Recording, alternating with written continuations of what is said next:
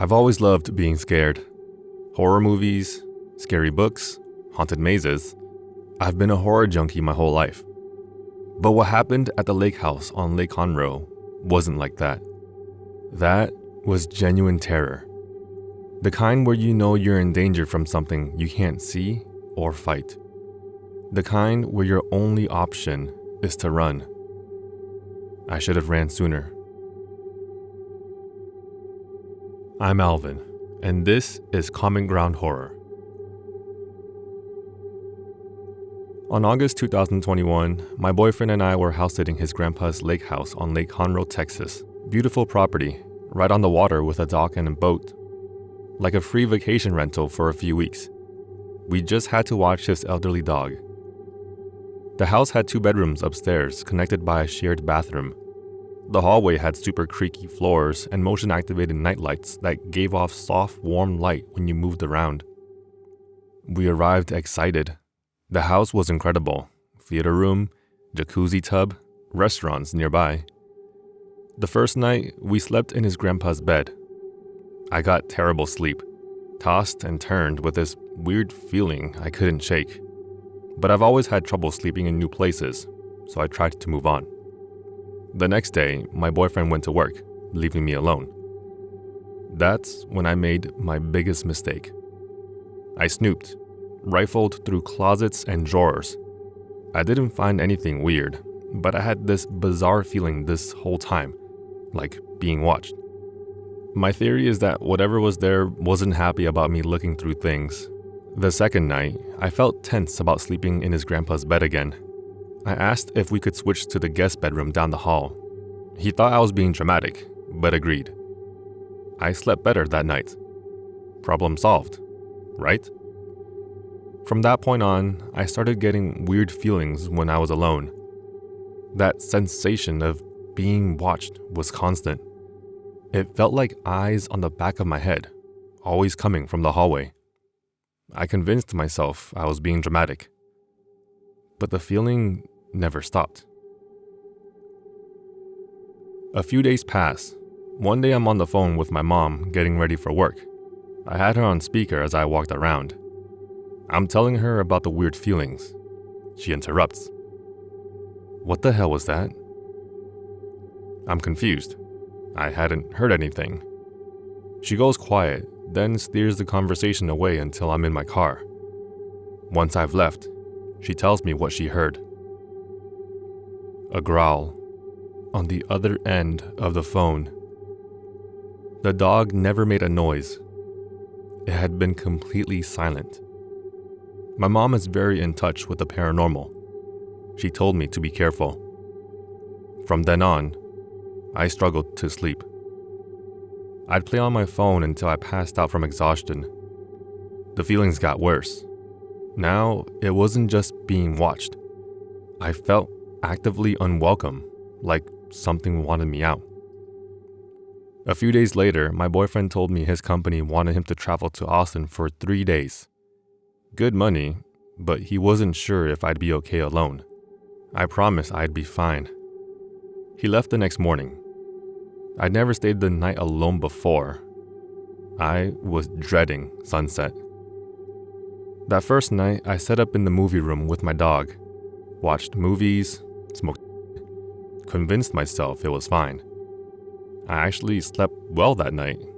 The next day, I thought I'd just been in my head. But that evening changed everything. I'm showering in the shared bathroom, doors shut and locked to keep the dog out. I'm washing my hair, feeling relatively calm. I close my eyes to rinse out shampoo. Right as soapy water runs over my eyes, I hear it. A low, aggressive growl right outside the shower door. I rinse my hair faster than I ever have, rubbing soap from my eyes and opening the door. Nothing's there. All doors still shut. No way either dog could have got in. And I've heard both dogs growl before. This was different. Deeper. Like a larger animal. I took the fastest shower of my life, never closing my eyes. Left the door open so the glass wouldn't steam up. When I got out, I let my dog in and locked every door, turned on every light, got in bed and pulled my knees to my chest. I was crying. There was no way to explain what happened. I've always loved being scared, but this was different. I felt genuinely unsafe. I passed out around 4 a.m. with every light on. The next day, I took my dog to my apartment and called my boyfriend. I told him I wouldn't stay alone again. I'd drive back to feed his grandpa's dog, but I wouldn't stay the night. He was understanding, though I think he assumed I'd worked myself up. Everything was relatively normal for the next few days, if you consider constant dread normal. My best friend Katie came down for her birthday weekend with my boyfriend's friend Andrew. We had a good time, drinking, smoking, partying. Katie also caught the same weird vibes. She mentioned feeling watched, unwelcome. It was a relief someone else experienced it. The weekend passed without incident. Katie's flight home Monday was at 5 a.m., so we went to bed early Sunday night. I had nightmares, but I can't remember what they were about. It's 2 a.m. when I hear a man's voice screaming my name in my ear. Full volume, angry, right next to my face. I swear I felt breath. I'm awake instantly, sitting straight up. I turn my head.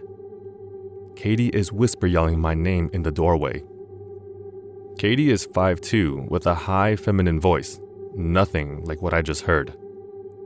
I had to get her to the airport. I told her what happened on the way. She was as sketched out as I was. But I left my apartment key and dog at the lake house. My boyfriend had work in a few hours. I had no choice but to go back. I dropped Katie off and started to drive back. The pit in my stomach got deeper as I got closer. When I got back, my boyfriend and Andrew were asleep. I hurried to the bedroom, leaving the door open. My dog's turn to have the run of the house.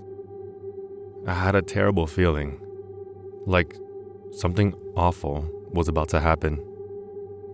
I got in bed, invited my dog up, and pulled the pillow over my head. The sense of impending doom got stronger every minute. I had this constant thought that I absolutely could not open my eyes. It felt like something was there. The house was completely silent. My boyfriend wasn't even snoring. I don't move. I barely breathe. Then, from behind my eyelids, I realize a light is on. The motion sensor nightlights in the hallway. No creaking. My dog is in bed with us. His grandpa's dog is locked in the movie room. It should be impossible that the lights picked up motion.